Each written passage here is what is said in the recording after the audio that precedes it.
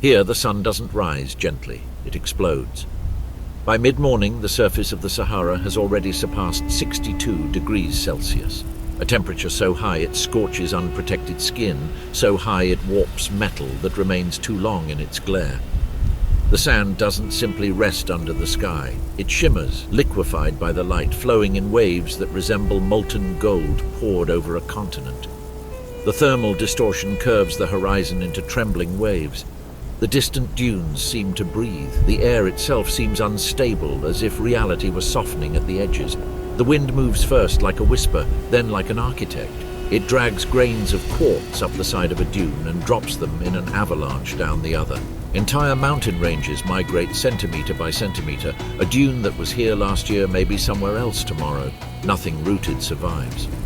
The earth is not fixed. It is sculpted in real time. Near the ground, the sand tells a different story. Cracks spread across the exposed clay plains like shattered porcelain. Each fissure is a record of evaporation, water that once existed, now gone. In the silence, even the slightest movement carries weight. A single grain of sand falling in slow motion feels monumental. Then, movement. At the top of a burning hill, a solitary fennec fox appears.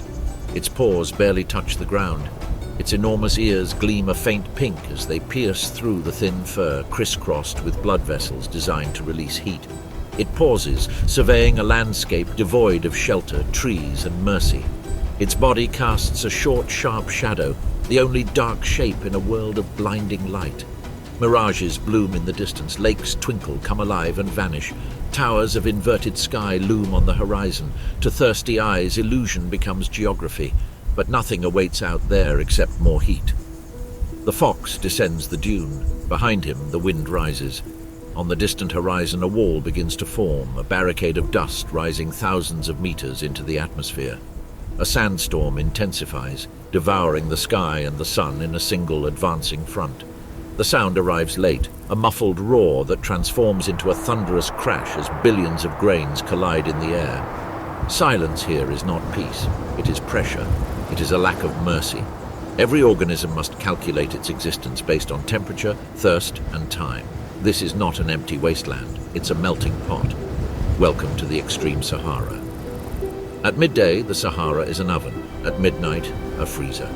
The same sand that scorches at 50 degrees Celsius under the sun can release its heat into the dry, empty sky after nightfall, plummeting almost to freezing before dawn. There are no oceans nearby to cushion the blow. No forests to retain the heat. Here, the temperature doesn't fluctuate, it oscillates violently. Every creature lives between these extremes.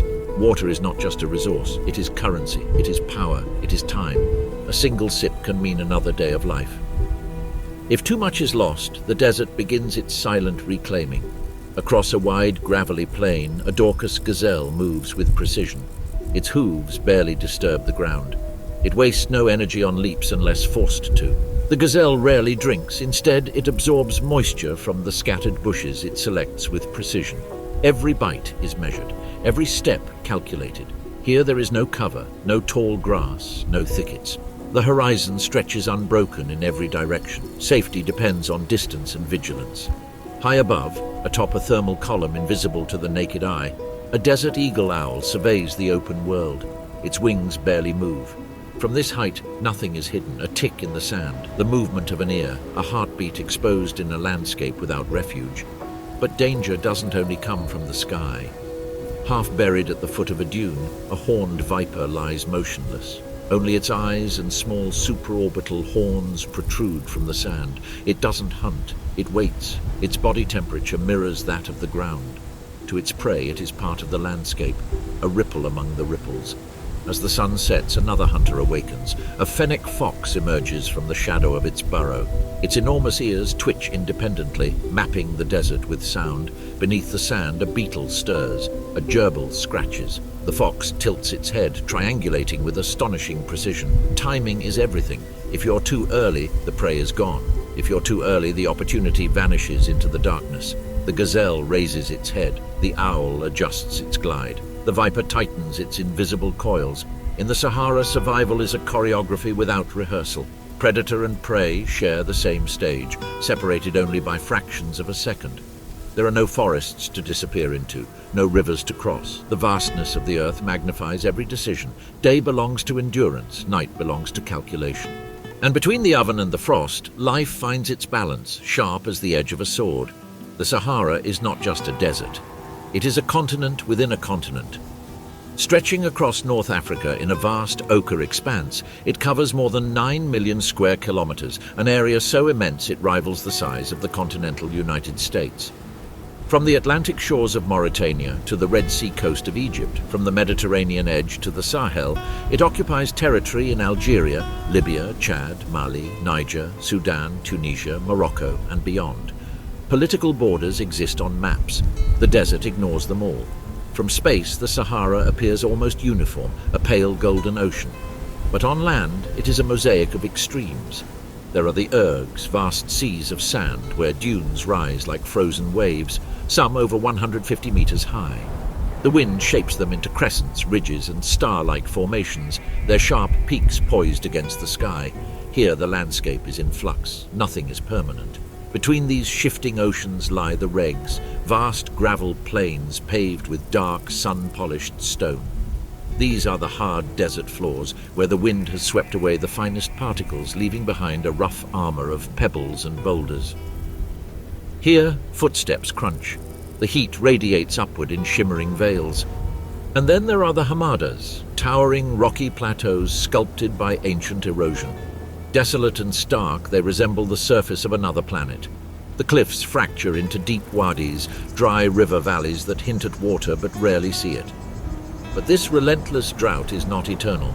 Between 6,000 and 10,000 years ago, the Sahara was green. Monsoon rains extended northward, transforming the dunes into grasslands and lakes. Rivers carved channels through what is now barren rock. Herds of grazing animals roamed the savannas. Early human communities painted scenes of cattle, giraffes, and swimmers on rock faces that now jut out into the abyss. In what is now desert sand, paleontologists have discovered fossils of crocodiles, creatures that require a constant supply of water. Their ancient bones lie buried beneath dunes that would kill them in a matter of hours today. Long evaporated lake beds leave mineral scars visible from the air. Beneath the surface, aquifers still hold vestiges of that wetter past, groundwater sealed like a memory. The Sahara is not static. It breathes on geological timescales. Climate change tips the balance between green and gold, between abundance and austerity. The desert we see today is a chapter in a much longer story written by orbital cycles, ocean currents, and atmospheric tides. But for now, the rains have stopped. The rivers have disappeared. The grasslands have given way to sand and stone. Today, only the most specialized survivors remain. At 136 degrees Fahrenheit, survival is no longer about strength. It's about chemistry. The heat kills silently at first. Proteins, the microscopic machines inside every living cell, begin to deform. When proteins denature, they break down, and when they break down, they stop working. Enzymes fail, muscles fail, organs weaken. Add dehydration to the mix, and the blood thickens, circulation slows, and cooling systems collapse. In most environments, sweating buys you time. In the Sahara, sweating is a burden. The evaporation of water can cool the body, but it also drains the very essence of life. So the desert animals developed a different strategy. They don't waste water trying to beat the sun. They avoid it. Through a thermal lens, the midday desert glows like a forge. The surface radiates an incandescent intensity, but beneath a few centimeters of sand, temperatures plummet. The world shifts color, from blinding white to muted blues and purples. That thin layer marks the difference between life and molecular decay. A sandfish skink disappears headfirst into a dune. Its scales are smooth, almost frictionless. In seconds, it stops crawling and swims. Its limbs fold tightly against its body as it undulates beneath the surface, moving through the sand like a fish in water. Underground, insulated from the inferno above, its body temperature stabilizes. From a thermal perspective, only a faint, moving shadow betrays its presence. Nearby, a gerbil, all legs and tension, waits until nightfall to emerge. During the day, it shelters in a sealed burrow, plugging the entrance to trap the cooler air inside. Its kidneys are masterpieces of efficiency, extracting every last drop of moisture from its food. It doesn't sweat. It doesn't waste. When night falls and the ground cools, it springs into action, traversing open terrain with springy hops that minimize contact with the hot soil. Even the smallest inhabitants of the Sahara obey this rhythm. Dark, armored, tenebrionid beetles move cautiously across the dunes during the safest hours. Some species raise their bodies on their long legs, moving away from the scorching surface. Others climb the dune crests at dawn, tilting their backs toward the thin coastal mists, allowing microscopic droplets to condense and filter into their mouths. When the heat becomes truly unbearable, some species enter estivation, a state of suspended animation similar to hibernation but triggered by heat rather than cold. Metabolism slows. Movement ceases. Life is reduced to the bare minimum necessary for survival. In the Sahara, resistance is not noisy. It is microscopic. It is cellular. It is the art of avoiding destruction step by step. The desert does not reward those who fight against the sun, reward those who think best. At midday, the Sahara becomes a design test. Some creatures don't flee from the sun, they master it. The fennec fox is barely taller than a domestic cat, but its ears can reach 15 centimeters in length. Vast, delicate structures interwoven by a dense network of blood vessels. In the afternoon light, these ears become radiators. Blood warmed by the fox's core flows outward, spreading through thin membranes where passing air removes excess heat. Under magnification, the vessels pulse and branch like crimson rivers against the pale skin. From a distance, the fox appears fragile. In reality, it is designed for thermal equilibrium. He doesn't sweat, instead he pants, but not frantically. The rhythm is controlled, shallow, precise. The rapid breaths evaporate moisture from his tongue and airways, releasing heat without a catastrophic loss of water. Between each breath, he pauses. Conservation is instinctive. As it moves, it chooses its angles carefully. The fox follows the shadows cast by the small ridges and sparse bushes, moving from one narrow strip of shade to another. Even its timing is strategic, concentrating its activity at the windows when the sun is slightly lower, when the surface of the sand dips a few critical degrees. Across a gravelly plain, the addax moves with slow, deliberate steps. Its spiraled horns curve back like sculpted ivory. But its most important feature is less conspicuous: its coat. Pale, almost white in summer, the addax reflects a significant portion of the incoming solar radiation. Beneath this coat, a remarkable tolerance for elevated body temperature allows it to delay sweating far longer than most mammals. While other species must cool down quickly or perish, the addax allows its internal temperature to rise several degrees before activating costly cooling mechanisms. This controlled hypothermia reduces water loss, a physiological gamble that pays off in a land without rivers. Even their helmets are adapted, wide and separated to avoid sinking into the soft dunes, minimizing effort under punishing heat. Then there is the ostrich, the largest living bird on Earth, which traverses terrain that would paralyze smaller animals. Its long legs raise its body above the most intense terrestrial radiation. The bare skin of its thighs acts as a heat exchange surface, drawing warm blood close to the air. When temperatures reach their peak, the ostrich slightly opens its beak and performs a rapid gular flapping motion, vibrating the thin base of its throat to dissipate heat efficiently. Contrary to what one might expect, their feathers don't just insulate against the nighttime cold. During the day, they create a layer of shaded air close to the skin, reducing direct sunlight. When the wind changes, the ostrich subtly adjusts its body orientation, minimizing exposure and maximizing cooling. These are not random traits. They are solutions written in flesh and blood. In the Sahara, anatomy is destiny. Every glass, every feather, every hair carries the memory of selection under a relentless sun. But even the masters of daylight eventually surrender. When the sun sets, another kingdom emerges. The change is abrupt. 1 hour the sand radiates contained fury, the next it exhales. As the sun dips below the horizon, the temperature begins to drop 10 degrees, 20, almost 30. The heat dissipates into the dry, clear sky with astonishing speed. The air grows still. The wind that once carried scorching sand now quiets. An immense suspended calm settles over the dunes. The Sahara at night is not just cooler, it transforms. Above, the sky opens with impossible clarity. With almost no moisture to scatter the light, the stars sharpen with crystalline precision. The Milky Way stretches overhead like salt spilled on black velvet. The constellations shine brighter here than in most places on Earth. There are no city lights, no fog, no mist, only distance. On the ground, the sand that once burned now cools rapidly. A light frost seeps into its surface layers. In this altered world, a new movement begins. A Ripple's fox emerges from its den, more elegant and slightly larger than its cousin, the fennec fox. Its fur appears silvery in the starlight, blending seamlessly with the moonlit dunes. At first it walks cautiously, pressing its paws into the cool sand that, deep down, still holds the memory of the day's warmth. Each step is deliberate, each pause an act of listening. Nearby, a pale gerbil pokes its head out of a burrow entrance. Its whiskers twitch, picking up vibrations that ripple through the ground. In a matter of seconds it darts out, its tail waving like a fine brushstroke. It searches quickly for food, gathering seeds that the wind has blown or that diurnal animals have missed. Every movement is a calculated maneuver against the predators that now dominate the darkness. Under ultraviolet light, invisible to the human eye but present in the desert night, another dimension emerges. The scorpions begin to glow.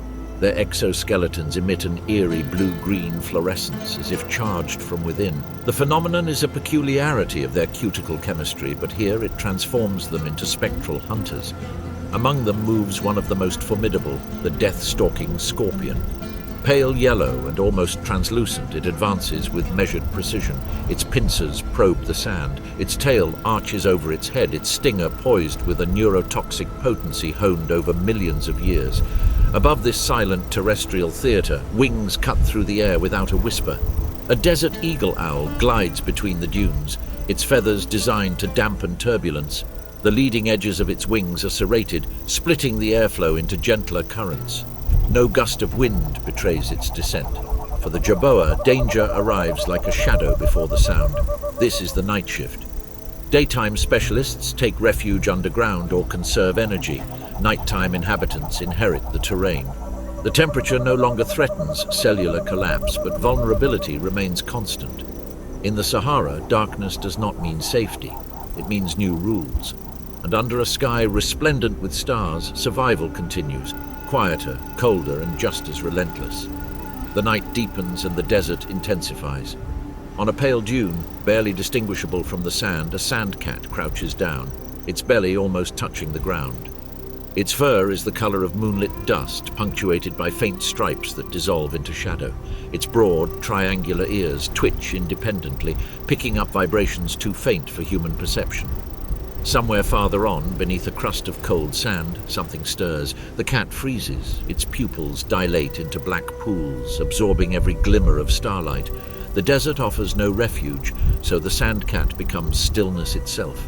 Minutes pass. A breeze shifts. The cat moves forward, one paw placed with surgical precision, its toes slightly spread to distribute its weight, avoiding the soft crunch of the brittle grains. A pale gerbil emerges near the root of a bush, unaware of its surroundings.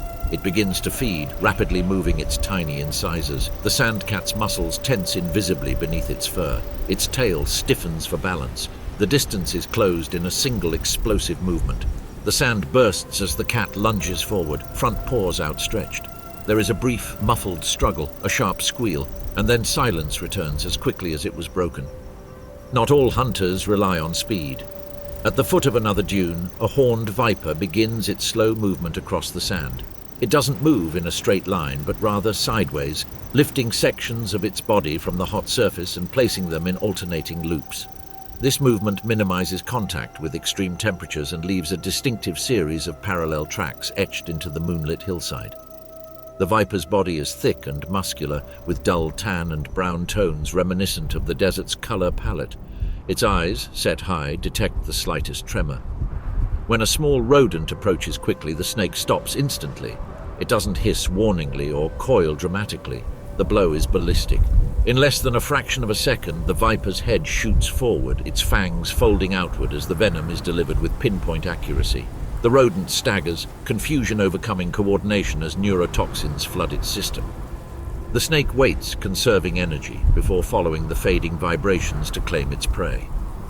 Elsewhere, a desert hedgehog moves through the low undergrowth. Smaller and paler than its temperate relatives, it sniffs and puffs softly, rummaging through debris for beetles and grubs. It is not a top predator, but it is relentless. When disturbed, it does not flee immediately. Instead, it curls into a tight sphere, quills erect, a living barricade. Above them all, the owl continues its silent patrol. Predation in the Sahara is not chaotic. It is measured, efficient, and controlled. Energy cannot be wasted. Every pursuit carries a risk. Every failure costs calories that cannot be replenished. In the dark, death is swift but never careless, and the dunes, indifferent and eternal, swallow the evidence in the morning. In a land where nothing remains, movement becomes survival. The Sahara offers neither permanent rivers nor predictable pastures. It rains rarely and unpredictably. Vegetation blooms briefly and then disappears. Staying in one place risks drought. That's why some species choose another strategy. They become nomadic. At dawn, a small group of Dorcas gazelles moves across a gravelly plain. Their silhouettes are delicately etched against the stretching horizon. They don't migrate with the dramatic, thunderous clamor of wildebeest herds. Their movement is quieter, more subtle, guided by the seasonal shifts of scattered rains and the faint green of distant bushes. When storms brush a region, the gazelles move toward it. When the ground dries, they move again. Their bodies are slender, built for endurance rather than brute speed. They can survive long stretches without drinking directly, drawing moisture from leaves and stems, but eventually, even the hardiest browser must seize the opportunity. Deeper into the desert, the addax antelope moves in even smaller groups. Once widespread, now rare, it is one of the Sahara's most specialized animals. Its broad hooves distribute its weight across the loose sand, preventing costly sinking.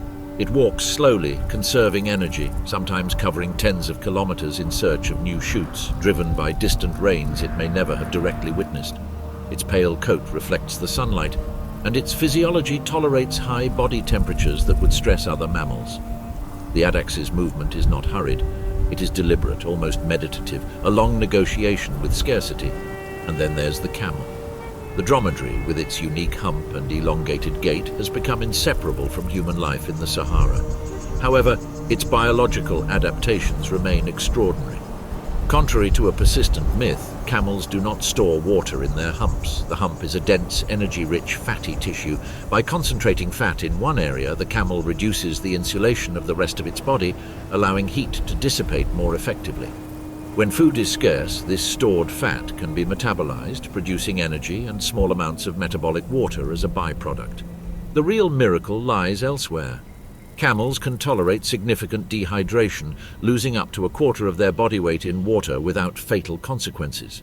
Their red blood cells are oval rather than round, allowing blood to continue flowing even when it's thickened by dehydration. When water is finally available, they can drink enormous quantities quickly without suffering cell rupture. Across dunes and ravines, these nomads trace invisible routes shaped by memory and instinct. They detect subtle changes in the wind, the vegetation, and the scents. Their journeys connect scattered fragments of life in an ecosystem that would otherwise be fractured. In the Sahara, stillness invites extinction. Movement is memory. Movement is foresight. Movement is survival written in the sand. Twice a year, the Sahara sky fills with travelers. They don't arrive as residents, but as people willing to take risks. From Europe and Western Asia, migratory birds of prey descend toward Africa, tracing ancient instinctive flight paths. Buzzards, marsh harriers, booted eagles, wings outstretched, ascend in circles on rising columns of warm air. These thermals are invisible lifts that spiral up from the sun-heated ground. Without them, the journey would be impossible. Flapping for thousands of kilometers would deplete their vital reserves. Thus, the birds ascend, glide, descend, and ascend again, a choreography of air and patience. Beneath them lies one of the most unforgiving stretches on Earth. There is no forest canopy rich in prey here. There are no wetlands teeming with amphibians. For many species, the Sahara is not a destination. It is a barrier. Flocks of European bee-eaters fly low over the dunes in flashes of turquoise, gold, and chestnut. Their pointed wings cut through the dry air as they head south. They feed when they can, catching insects carried by the wandering winds, but opportunities dwindle as the desert deepens. The farther they fly, the fewer chances they have to replenish their food supply. Higher still, white storks glide in long, steady lines, necks outstretched and legs dangling like pendulums. They rarely flap their wings. They rely on thermals, subtly adjusting as the rising air shifts beneath them. Some follow coastlines to shorten their journey. Others take a direct route over open sand, reducing distance but increasing risk. At midday, the thermal currents intensify. Birds rise effortlessly in wide spirals, sometimes hundreds sharing the same invisible column, but when the sun sets and the air cools, the lift disappears. The sky closes in. Now survival depends on stored energy. A young raptor, underestimating the distance, falters. Its wing beats become labored. It descends in ever-widening arcs, searching for prey where none exists. The sand offers neither perch nor shade. If it lands too far from the desert edge, exhaustion could seal its fate. The odds of survival dwindle to a razor-thin margin measured in grams of fat and minutes of strength. Some don't make it. However, most succeed. Instinct, timing, and evolutionary memory guide them through this vastness year after year. The Sahara is a filter, relentless but constant. Only those calibrated with sufficient precision make it through, and scattered across this expanse are rare sanctuaries, places where water breaks the monotony of gold, where palm trees rise like green punctuation marks above the sand. Oasis, islands of relief in a sea of heat. Beneath the scorching skin of the Sahara, water awaits. It doesn't flow in visible rivers. It doesn't sparkle under the open sky. It rests deep in the sand, locked in vast underground aquifers, ancient reservoirs formed when this desert was green.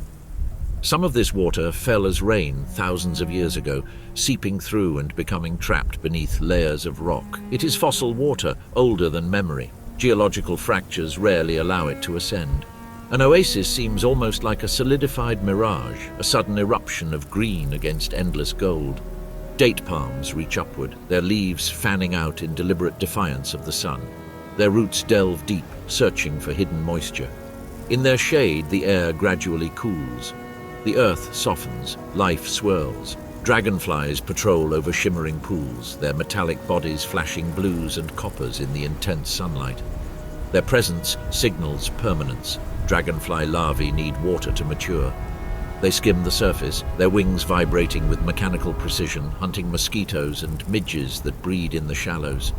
In the desert's peripheral regions, where oases meet more stable waterways, a Nile monitor glides silently along the bank. Its forked tongue flicks, detecting chemical traces in the humid air. With its muscular tail dangling, it moves between water and sand with amphibian-like ease, feeding on fish, birds, and eggs. Here, the desert loses its grip, but only slightly. When the scarce rains fall far from established oases, the transformation is sudden. The dry basins, known as wadis, flood briefly, filling with shallow pools that can last for days or weeks before succumbing to evaporation. From beneath the cracked mud, frogs emerge as if summoned. For months, even years, they have waited in burrows, locked in a dormant state, their metabolism reduced to a whisper. The first thunder, the first saturation of the ground, triggers their awakening. They surface, breed rapidly in the temporary water, lay eggs in gelatinous clusters, and vanish again before the pools disappear. Desert warblers weave through reeds and palm trunks, their small bodies animated by constant movement. They gather insects from the bark, dive to drink, and then retreat into the foliage where shadows break up their silhouettes. In the open Sahara, exposure is constant. Here, concealment becomes possible. But these sanctuaries are fragile. The water evaporates, the aquifers are depleted, the pools shrink, forming damp rings before drying up completely, leaving behind mineral traces like ghostly shores. In the Sahara, water does not conquer the desert, negotiate with him, and wherever it appears even briefly, life responds. The storm is announced long before the first drop falls. On the horizon, the clouds rise like dark fortresses, imposing anvils forged by the unstable air and distant moisture. Thunder rumbles off the open stone, resonating unhindered. The wind shifts abruptly, carrying the scent of rain to a land that may not have felt it in years. Then the sky breaks. Here, the rain doesn't fall gently. It pours down, striking the sand and rock with explosive force. The dry soil, hardened by months of heat, cannot absorb it quickly enough. The water runs across the surface, forming rivulets and then torrents. In a matter of minutes, empty wadis, silent and dry riverbeds, are transformed into roaring channels of churning brown water. Flash floods sweep through narrow valleys, carrying branches, stones, and entire bushes in their wake. The violence is brief but absolute. Dunes crumble at their edges. Gravel plains glisten beneath the sudden torrent. The desert, so recently still, advances with unstoppable force. And then, as quickly as it began, the rain ends. The floodwaters recede, sinking into the porous soil or evaporating under the returning sun. What remains seems subtle at first. Damp earth, shallow pools trapped in depressions. But beneath the surface, something extraordinary has already begun. Seeds that have lain dormant for years respond to moisture like coded instructions finally being activated. Time-lapse would reveal it dramatically. The cracked earth softens, tiny green shoots push their way upward, leaves unfurl in a rapid-fire choreography. Within days, the landscape is awash in color, yellows, purples, brief bursts of white blossoms. The desert blooms not gradually but urgently. Insects respond first. Ants emerge from hidden chambers, reorganizing their colonies around fresh resources. Beetles multiply. Winged termites rise in sudden swarms, filling the air with dense, vibrant clouds. Dragonflies appear as if from nowhere, patrolling temporary pools now teeming with larvae. Rodents respond just as quickly. Pale gerbils and gerbils take advantage of the abundance of seeds and insects, accelerating their reproductive cycles to adapt to the opportunity. Females that would otherwise delay breeding now have litters timed to coincide with the abundance. Population spikes spread, attracting predators drawn by the scent and movement. For a few fleeting weeks, the Sahara throbs with intensity, but the desert keeps strict accounts. The puddles shrink, the petals fall, the grass dries and cracks under the renewed heat. What sprouted green retreats back to the seed and the burrow. Flash floods are not anomalies here. They are resets, violence and rebirth, compressed into days. The Sahara does not nourish itself slowly. It ignites life in bursts, and just as quickly it demands resilience once more. The scale collapses in the Sahara. From a distance, the desert appears empty, an empire of sand and silence. But as the camera lowers, zooming in even closer, individual grains rise like rocks, and a different civilization is revealed. Here, insects reign supreme. At dawn, as the coastal fog drifts inland from the Atlantic edge of the desert, a dark beetle climbs the crest of a dune. Its black exoskeleton absorbs the faint warmth of the morning light.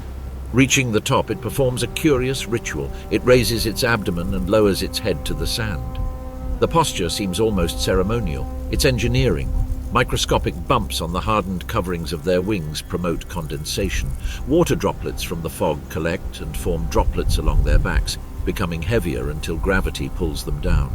They roll toward the beetle's mouthparts. Drink by drink, the desert produces moisture not from rivers but from the air. This is survival measured in millimeters. Nearby, the ant highways vibrate with activity. Slender lines of worker ants emerge from the hidden entrances of their nests, each carrying fragments of leaves, seeds, or insect remains. There is no chaos in their movement. Chemical trails, pheromones form invisible paths across the sand, guiding thousands of them with algorithmic precision. If an ant finds an exposed seed cache after a storm, it returns to the colony, leaving a trail of stronger scent. Within minutes, reinforcements arrive. A food source vanishes in disciplined silence. The colony survives not through brute force, but through coordination. Sometimes, the insect kingdom explodes and transforms into something much bigger. Locust swarms begin inconspicuously, like solitary grasshoppers feeding after the scant rains. But under specific environmental pressures, the agglomeration triggers a transformation. When vegetation blooms briefly after heavy rains, grasshoppers multiply rapidly. As their numbers increase, constant physical contact, the rubbing of legs, alters their biology. Hormones change, their bodies darken, their behavior changes. Solitary insects become social. Their appetite intensifies. Their wings strengthen. A swarm is born. What begins as scattered individuals can coalesce into a living storm of billions.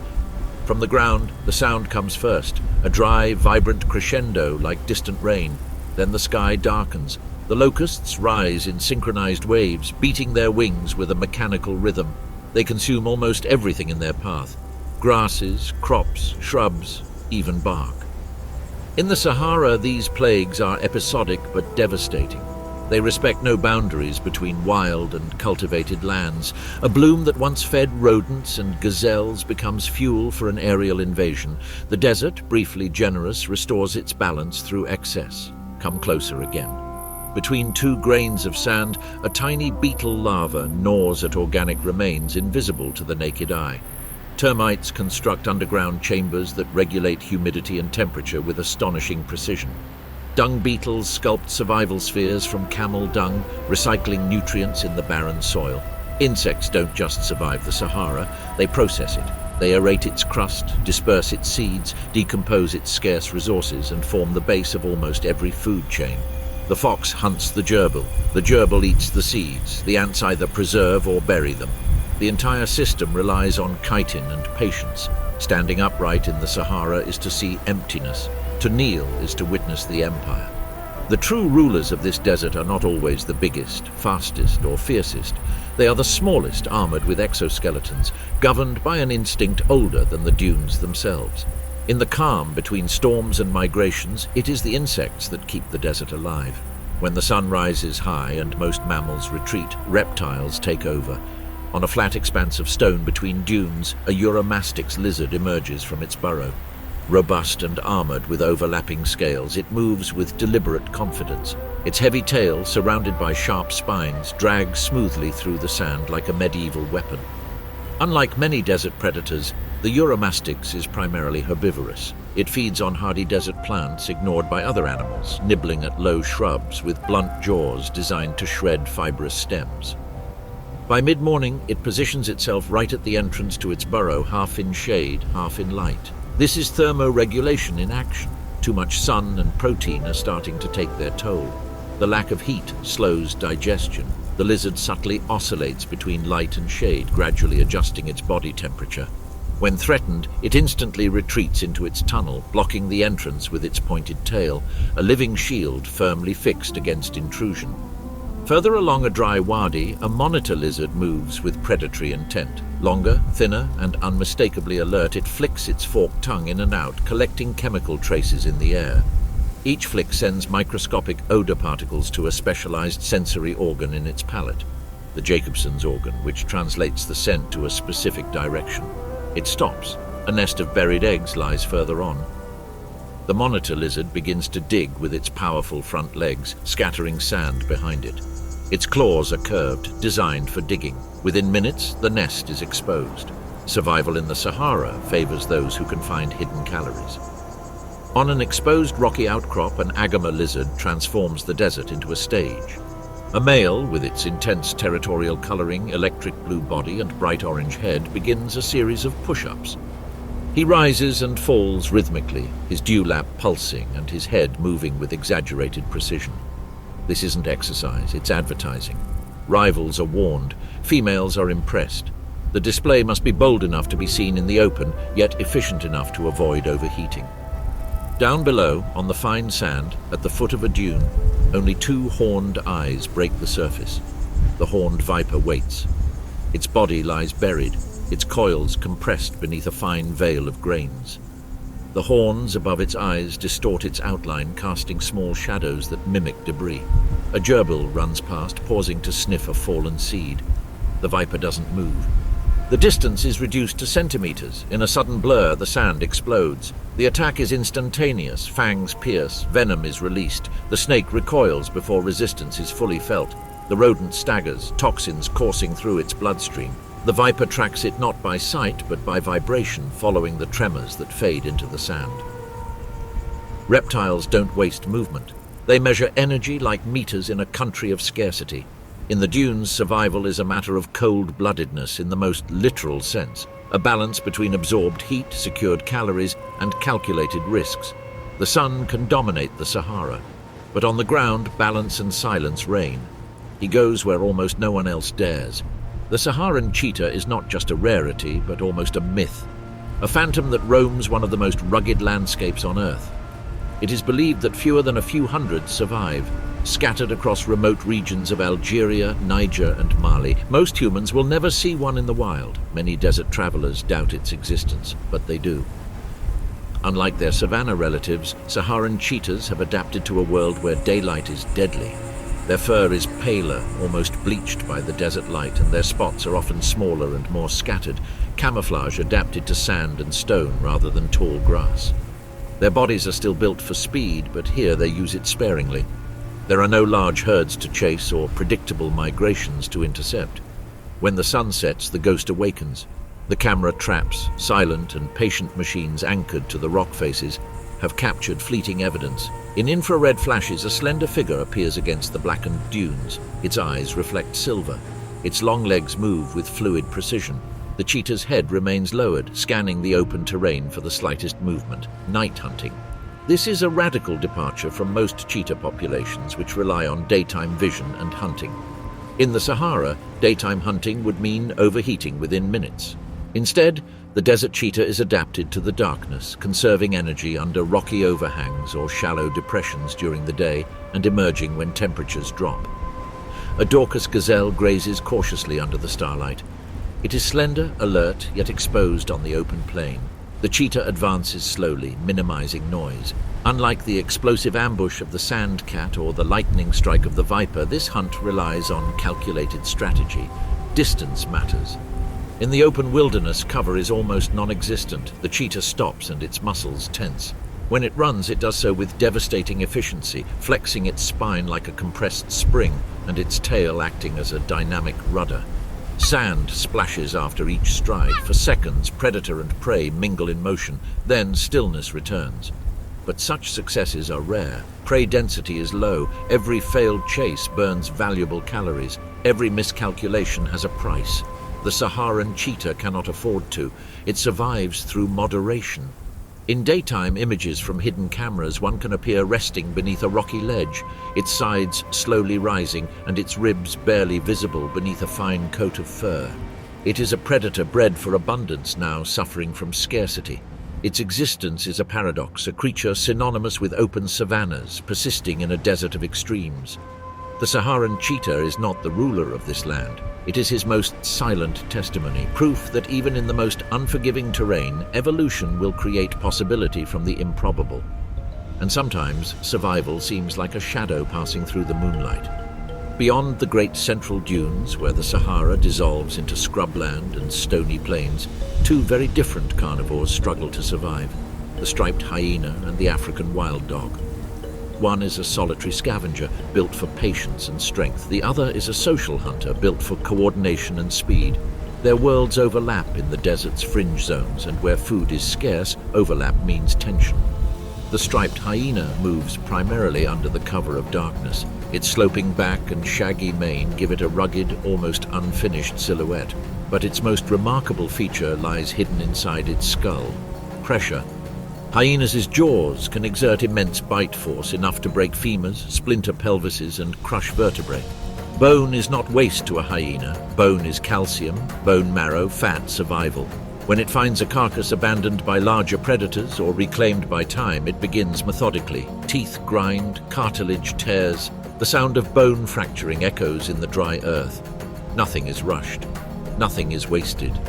Unlike its spotted cousin, the striped hyena is usually solitary in these regions. It relies less on group defense and more on stealth and timing. It typically arrives after the chaos, when the dust has settled and other predators have departed. But sometimes it comes too soon. The African wild dog, also called the painted wolf, is a completely different beast. Slender, long-legged, and with a coat mottled like abstract art, it survives thanks to cooperation. In the desert periphery, herds are smaller than in richer ecosystems. Prey is scattered, energy must be conserved, but when the hunt begins, it is carried out with precision. One pack focuses on a young gazelle or antelope. They don't rely solely on speed, they use endurance.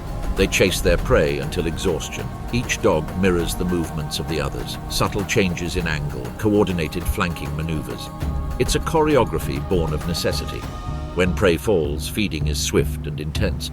Wild dogs consume quickly because delay invites stealing. Their teeth cut through meat efficiently, but they lack the ability to crush bones like a hyena.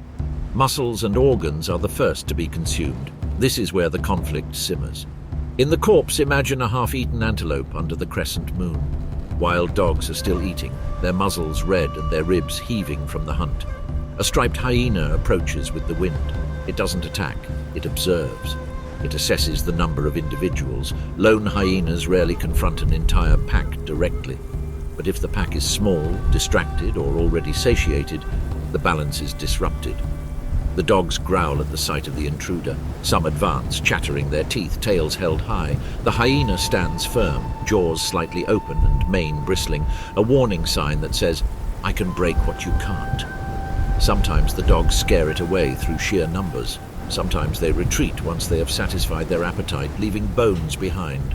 And sometimes there is a tense confrontation, circles, feints, tests of courage. On the fringes of the Sahara, nothing belongs to anyone for long. Wild dogs are hunters of the living moment. The hyena is the curator of what remains. Together they ensure that not even death is prolonged. In a land marked by scarcity, competition is not cruelty, it is continuity. The horizon darkens without warning. No clouds, no rain, a wall. Haboob, the mobile fortress. A haboob is the outflow from a collapsing thunderstorm. Cold air descending, impacting the hot desert surface and spreading like an invisible hammer. That hammer lifts sand, then more sand. And then it's all loose enough to obey the laws of physics. From a distance it looks architectural. A vertical wall kilometers wide, advancing with unsettling firmness. The sky changes from blue to bronze and then to a suffocating brownish grey. The light flattens, the shadows disappear. First comes the wind, an ascending howl that vibrates through rock and bone. Then the impact. The sand hits the skin like salt being thrown. Each grain is tiny, but millions of them become abrasions. Visibility is reduced to meters. The air itself thickens as if breathing through fabric. The footprints, those delicate traces of life etched into the dunes, vanish in seconds. The trail of a fox, the wandering line of a beetle, the winding path of a snake erased. The desert edits itself. Animals react faster than humans. The camels kneel and turn their backs on the gust, their long eyelashes squinting their eyes into narrow openings. Their nostrils close into tiny slits, filtering the sand. They become statues of patience. The foxes disappear underground. The burrows, dug to regulate heat, become storm shelters. The lizards wedge themselves under the rocks, flattening themselves to avoid being swept away or exposed. Insects plunge into crevices invisible to us. Even birds descend, folding their wings, resisting attack from behind rocky outcrops. The storm doesn't discriminate. It scrapes the dunes, giving them new shapes, smooths the edges of rocks, and fills shallow depressions. It can completely bury small shrubs. In extreme cases, animals left without shelter can suffocate under the shifting snowbanks. A temporary blindness grips the land. The sun becomes a diffuse glow. Orientation dissolves. Up and down blur as wind and sand erase visual landmarks. Sound is distorted, a constant hiss accentuated by deeper gusts. Time drags on. Slow motion takes over perception. Grains of sand move in sheets, skimming the surface in coordinated waves. Larger particles bounce in short arcs, a process called saltation, hitting the ground and dislodging others. It's a chain reaction of physics, constantly repeating itself. But the storm is not permanent. Haboobs tend to run out as quickly as they are built. The wall thins. Light filters through the suspended dust. The wind weakens to a whisper. And what remains is a disturbed landscape. The dunes shift their crests. The old trails have disappeared. New ridges appear where there were none before. The desert has reconfigured its surface like a vast etch-a-sketch shaken by the sky. The animals emerge cautiously. A fox sniffs the dust-laden air. A camel gets up and shakes the sand from its coat. The birds once again scan the sky. The storm has blinded the world for a time, but it has also restarted it. In the Sahara, even chaos is part of the design. If you stay in the Sahara for a while, it will seem endless. Dunes like frozen waves, merciless horizons. But geology has a mischievous sense of humor. The Sahara hasn't always been so dry. There were times when it was green. The Green Sahara refers to periods within the last few 100,000 years, the most recent between 11,000 and 5,000 years ago, when North Africa experienced much wetter conditions. This phase is often called the African humid period. The mechanism is not mystical, it's orbital physics.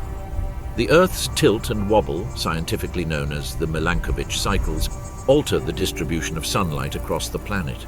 During certain configurations, the northern hemisphere receives more intense summer sunlight. This additional warming intensifies the African monsoon system and shifts it further north. The rain continues, the prairies expand, rivers carve channels in what are now arid plains, lakes fill basins that today contain only dust. The Sahara moves with the climatic cycles. It is not static. It fluctuates. In places like Tassili Naja, rock art tells a story that sand alone cannot. Painted and carved into the stone are giraffes, cattle, hippos, and even swimmers. Swimmers, these are not the hallucinations of archaeologists. They are representations of a wetter world, a landscape capable of supporting large mammals and pastoral human societies. The images of livestock suggest that pastoral cultures thrived where today there is almost no pasture. Rock art does not constitute climate data in the strict sense, but rather evidence of human behavior. People painted what they saw. Their art anchors theory in lived reality. At its peak during wet periods, the basin that now holds Lake Chad was not a declining remnant. It was enormous, sometimes called Mega Chad, and covered an area comparable to that of the Caspian Sea.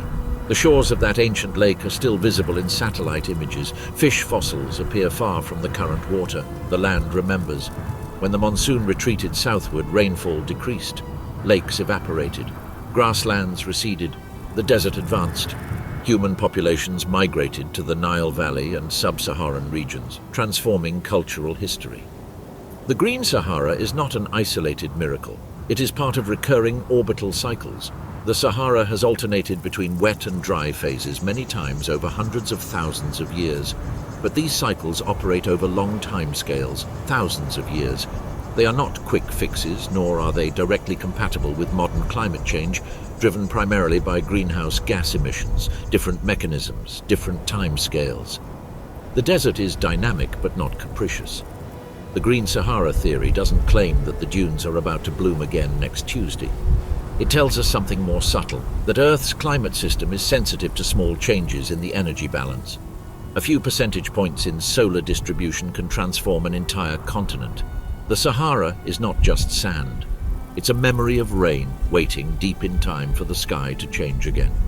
The desert is not empty of people. Negotiations are underway. Across the vast Sahara travel caravans of Tuaregs dressed in blue, herders and traders whose lives have long been intertwined with the roots of camels, wind and water. From the perspective of wildlife, they are not conquerors of the land. They are participants in its rhythms. A caravan of camels moves slowly and deliberately. Their hooves dig into the sand with soft, extended treads designed not to sink. The animals graze among sparse bushes, harvesting what they can without uprooting the soil. Mobility is key. Staying in one place for too long damages the land. Nomadic systems evolved under the same constraint as wildlife. Scarcity demands movement. Camels are semi-domesticated desert specialists. Their grazing overlaps with that of wild herbivores like Dorcas gazelles, but the timing and spacing often vary. Herds shift seasonally, guided by a memory of rainfall patterns and pasture regeneration. It's less about land ownership and more about a correct interpretation of it. Water wells are social equalizers. A shallow depression filled by recent rain or supported by a deep aquifer attracts all sorts of creatures: camels, goats, gazelles, birds.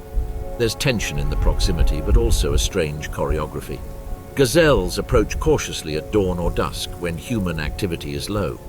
Livestock tend to drink at predictable times. Wildlife adapts. This temporal division, in which different species use the same resource at different times, reduces conflicts. It's an ecological compromise. Predators notice, of course. A watering hole concentrates prey, but the nomadic presence can, unintentionally, protect wildlife from greater threats, such as poaching or permanent settlements. Human mobility prevents excessive development. Camps spring up and crumble without concrete. Here, coexistence is not romantic harmony, it's pragmatic alignment. Nomadic tribes depend on healthy grazing cycles. Overgrazing today means famine tomorrow. Wildlife relies on undisturbed scrubland and access corridors between seasonal feeding grounds. When these routes remain open for both caravans and gazelles, the system works. The key is scale. Low-density grazing can reflect natural migration patterns. High-density settlements disrupt them. From a wildlife-centric perspective, the Tuareg are another species on the move in a changing landscape. Their tents offer no permanent shade. Their camels leave tracks that vanish with the next storm. In the Sahara, survival belongs to those who travel light, and sometimes, at the edge of a shared watering hole, the line between wild and human blurs into something older than borders, a silent agreement written with thirst. The Sahara has always been harsh. Now it is being promoted, not because of the orbit, not because of the slow celestial mechanics, but because of human acceleration, faster extraction, stricter boundaries, greater pressure on a system that evolved for movement. Nomadic systems once relied on mobility, but modern borders, sedentarization and population growth can compress herds into smaller areas. When livestock remain too long in fragile zones, shrubs are cleared before they can regenerate, roots die, the soil loosens, the wind does the rest. Overgrazing doesn't just eliminate plants, it alters albedo, surface reflectivity and soil structure. Bare soil heats up faster, moisture retention decreases, microhabitats collapse, insect populations decline.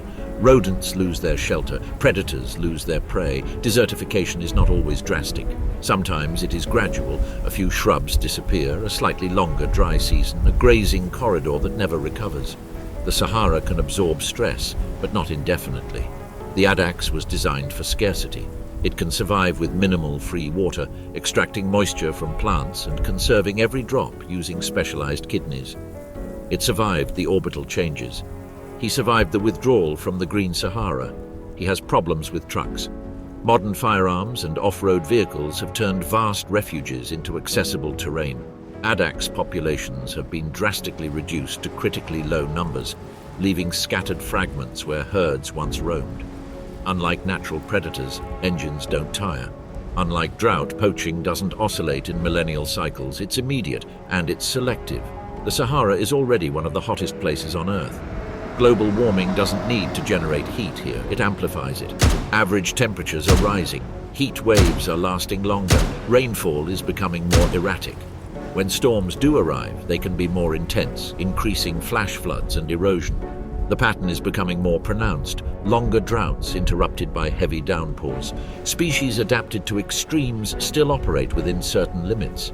There is a thermal ceiling beyond which physiology fails. Enzymes denature, hydration strategies break down, and reproductive windows narrow. The desert has always tested life. Now the tests are tougher, more frequent. For thousands of years, the Sahara oscillated between abundance and scarcity under the slow choreography of planetary movement. Today, its pressures are multifaceted: intensive grazing, mechanized hunting, and increasing heat. This is not the end of the story, but it's a change of tone. The desert we have witnessed, resilient, cyclical, ancient, now finds itself at a crossroads shaped not by stars, but by choices. And the final chapter is still being written. Night returns as always, in silence. The heat drains from the dunes grain by grain, as if the desert were exhaling. Shadows stretch across the sand that just hours ago gleamed like molten metal. And from a burrow dug in the cold earth, the fox emerges once more. Not triumphant, not challenging. I simply live. Their ears twitch first, their satellite dishes tuned to the slightest tremor. The air now carries stories, beetles crunching on the hardened sand, the distant stride of a gazelle, the faint whisper of a dune rebuilding itself after yesterday's wind. The cycle continues. The heat will return with the sun. It always does. The desert will burn, insects will vanish underground, reptiles will curl up in the shade, and hooves will move toward distant waters more remembered than seen. At nightfall, migratory routes will be redrawn through invisible corridors, gazelles snaking across gravel plains, camels traversing the horizon, predators calculating distances by starlight. Then, perhaps weeks later, the sky will bruise. A storm will brew somewhere beyond sight, a wall of sand will advance, footprints will vanish, seeds will wait in silence. And if it rains, rare, violent, miraculous, the earth will respond with a sudden verdure, insects stirring, rodents reproducing with frenzied optimism, birds adjusting their maps mid-flight. Nothing here is static. Everything is an answer. The fox walks lightly across land that has been lake, meadow, dune, and riverbed over millennia. Beneath its paws lie aquifers carved by ancient rains. Around it stretch horizons shaped by orbital rhythms older than language. Above it revolve stars that once guided caravans and still guide migrations. The Sahara is not a mistake of the climate. It is a system of extremes, and extremes refine. They sculpt bodies that retain every last drop of moisture. They produce beetles that harvest fog, snakes that slither across scorching sand, antelopes that walk for days without drinking. They forge cultures that migrate rather than conquer, that interpret the wind as a text, that treat water as a pact. Life here does not persist despite the Sahara. That's why he persists. Pressure creates adaptation. Scarcity creates efficiency. Heat creates opportunity. Night creates opportunity. The fox stops at the top of a dune. The wind smooths its tracks almost as quickly as they are made. Nothing in this landscape promises permanence. Survival belongs not to the strongest, but to the most receptive. Dawn will come. He always does it. The sand will burn again. The desert will test us once more. And somewhere beneath the surface, seeds, creatures, and stories will wait for their precise moment to emerge. The Sahara does not forgive weakness, but it rewards balance. What do you think? Let us know in the comments.